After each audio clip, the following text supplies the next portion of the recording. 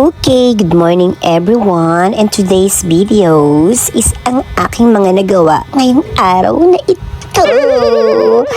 Ayan, every morning inaayos ko talaga tong aking small sofa bed dito sa aking condominium, Charlotte.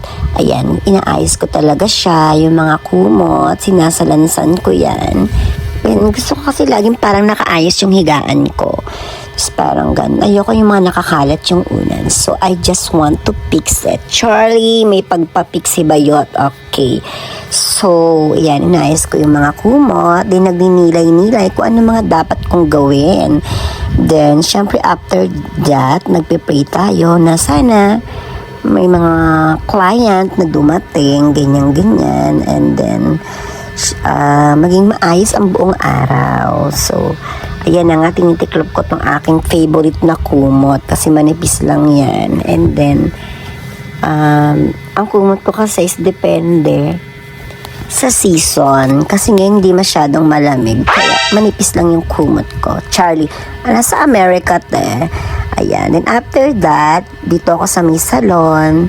Every time, masaya talaga ako nakikita ko tong aking maliit na salon na to. And then, ayan, I open the window. Yan kasi kagabi, ang lakas ng ulan. Hindi ako masyado makatulog kasi ang lakas ng ulan. Pero, tinanong ko sa likod, ba't hindi makatulog? May bubong naman. Just, ayan na nga, tinignan ko yung labas. Wala talagang tao.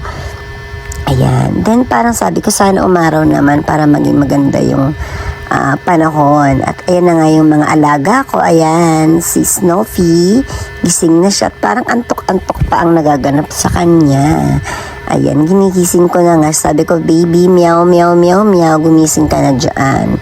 Ganyan. Tapos andyan din si Pagsy. Hindi rin siya papahuli. Kasi every time in the morning, silang dalawa, nagiging sweet-sweetan sila. Yun ang routine nila sa akin. Then, kanina, hindi naman nila ako pinuntahan sa may kama. At ayun nga, nandyan lang kami. Tapos, ayan, chinek ko yung shampoo bowl kasi ginamit siya nung nakaraan. At I check naman sa likod. Yan, sa farming Etchuru. Ayan, kung saan dyan ako talaga nagluluto minsan. Ayan. Then, eto na nga, dumating yung aking kaibigan na si Press Mato at may dala siyang pakimchi. So, ginawa niya ng kimchi. Actually, favorite ko talaga yan. Super anghang. At ang sarap-sarap talaga niya. Tapos naloka ako dahil marunong siyang gumawa ng kimchi. Kaya sabi ko, oh my God, favorite ko ito. So, bibili na lang tayo ng tosino para partner ng kimchi. Ayan, diba? And then, ito na nga, kumain na kami. At ito na yung kabuuan ng kimchi.